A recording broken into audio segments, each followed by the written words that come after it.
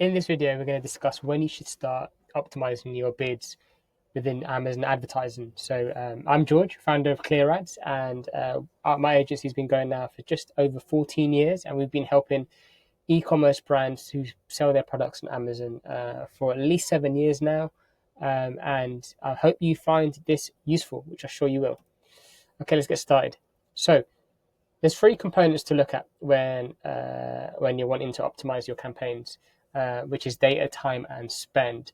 So you don't have to necessarily follow any order, but you need to look at these three factors whenever you want to kind of make any updates. And when we're referring to data, we're actually talking about clicks. So if I go to the next slide, you need to look at, okay, how many clicks do you need to get before you start pausing keywords or types of targeting, or actually reducing the bids or increasing the bids in some instances. So if we take 10 clicks per sale as an example, if it takes 10 clicks to generate a sale on average, that gives you a conversion rate of 10%.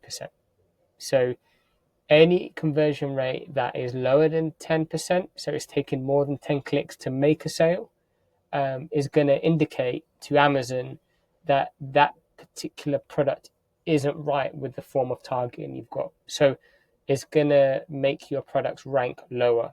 And this is something you have to watch out for. So I've used 10% conversion rate as a benchmark. So you can actually figure out what other benchmarks that you should be taking into account for your account. If you go under brand metrics, you can see here what conversion rate you achieve. So you can see here for one of the brands here, they're achieving a 13% conversion rate when the category median is 10%. So in certain instances, that category median might be 30%, 40%. And if that's the case, you need to be achieving sales to that degree. So 10% is a baseline that we look at. So whenever we audit any account, if there's been 10 clicks, no sales, then that's something we're really concerned about. If any more than that, then depending on the goal of that campaign, we would then either shut it off or keep a very close eye on it. So another thing to bear in mind, the conversion rates are more likely to be higher organically. So pay-per-click is going to be a lot lower, but this kind of gives you a good idea. So you don't want to start turning off keywords if they've generated 3 or 4 clicks, but the campaign spent a considerable amount, because you haven't given those terms enough time to really prove to you whether they are going to work or not. So if we take the example, if you've got 3 keywords and you can see the first keyword has generated a sale after 1 click, you don't want to do anything rash here. You want to allow that keyword to get more exposure and see, okay, can it continue to average a conversion rate of 20%, or was it just fortunate that it got the sale in those first 5 clicks? So you want enough data. So 1 or 2 conversions isn't enough for a particular keyword to really understand and decide something. So, but however, if keywords do get to 20 clicks and you've got no sales, especially at the launch stage of any given campaign, you do want to act quickly on this, because you don't want your rankings to be impacted in a negative way. So in this particular example, we went into the targeting tab within Campaign Manager, and you can see here the conversion rates for all these different types of targeting. So you can see here everything's fairly it kind of looks very strong, and most of what we're looking at here has more than 2 conversions. So even with the 2 conversions, I wouldn't be too concerned. But you can see here this particular ASIN, it gets a 28% conversion rate on average. There's been 4 sales, 14 clicks. So with a term like this, even if it's been only running for a few days, you do want to start looking at, okay, how can I push this further? If it was the other way around, it got like 10 clicks and no sales, I wouldn't react just yet. But if you're seeing already very quick and good symptoms, more than 2 sales, then definitely start to react and increase the bidding. So I would take this ASIN and see, okay, what is this product? What other products are there similar to this that I could be potentially serving my ads to, and push them further? So that's kind of how I would react. And And targeting tab within Campaign Manager is a fantastic way to quickly identify where there's quick wins, where you're achieving higher than average conversion rate, and where there's been more than two orders over a given time period. So that's definitely something to look into. Um, the next is spend. Um, and one of the questions we ask a lot of brands when we audit them is how much do you actually make each for every how much do you actually are you prepared to spend for how much you make per product? And this is something that you should certainly be looking into. So uh, if we take this particular product as an example here, this anti scalding device, right? Let's just say you can use this tool here in Seller Central to find out what the total cost is. So we're talking about referral fees. We're looking at the storage cost.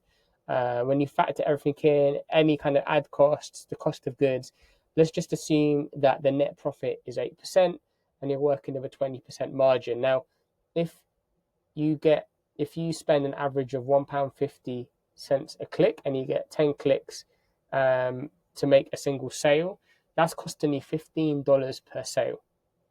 If your net profit is $8 and you're spending $15, you really have to think about, okay, how can I sustain this? Now, if you're at the launch stage of a product, you may have to spend that much.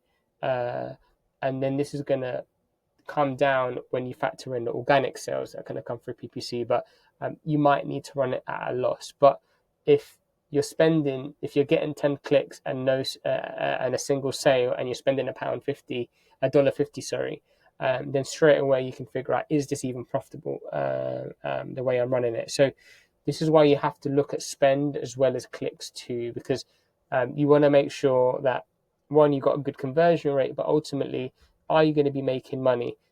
You're not obviously going to make complete net profit sales on some products. So if it's a supplement brand, food, or anything that's consumable, then you shouldn't expect to make a profit at the first instance. So you might do, and if you do, well done, that's great. But if you don't, then you might be introducing a new customer to the brand, and actually, what is the lifetime value of that person? So it might have got one sale right now, but if it's going to equate to 10 sales on average over the next few years, then your lifetime value on that is kind of going to be, well, you're going to make a lifetime net of $80. And if you're spending $15 to make $80 in sales in the long run, then yeah, this is something you should really be ramping up to get more exposure. But then if you've got a product where someone's going to buy it just once, not buy it again, then at this stage, you probably should be watching this data carefully. You also want to look at the distribution of your total ACOS to this as well, just to make sure, okay, how many units are coming organically? Because if you follow this profit method here and only run targeting options where you're making a profit, then what you could do is you can actually impact your overall product rank, because if you're reducing the velocity of sales, then that's going to have a negative impact too. But this is definitely something to consider as well. And you should be using profit tools like Sellerboard or some that are within certain PPC tools to just keep an eye on how much profit you're making per ASIN for each form of targeting too. And then lastly, you want to look at time. So you don't want to react if you're not seeing many sales until you're given the campaigns at least a 14-day window before you make that reaction, because there is a 14-day attribution window. So if someone had clicked on your ad 14 days ago and then they decide, well, 13 days ago, and they decide to purchase today, that sale will potentially be attributed to that first day it was clicked. So that's why sometimes when you look at sales data at the first of the month for the previous month, and then you look a few days later, you see a discrepancy in sales. Other things you have to factor in is some of the products may be returned, so there may be refunds. So you're not necessarily making the money you think you're making. So you wanna wait a few days at least before you shut anything off. Especially if you're going through a whole range of ASINs and you're being quite cutthroat and just shutting things down, you could actually have a negative impact on the overall performance of the account. So don't be doing anything too drastic. Now, the only time you should start reacting without looking at this longer time period is if you're seeing an abnormally high sales, high number of orders coming in for certain targeting options. If that's the case, then you don't need to wait for this attribution process, because ultimately those sales have come in, they've been locked in, it's working well, and now you should be thinking, okay, how can I increase the share of impressions that that particular targeting option has? How can I diversify into variations of that term, a type of advertising to serve my ads to more people? Could I improve the placement of that ad? Can I have it appearing higher up?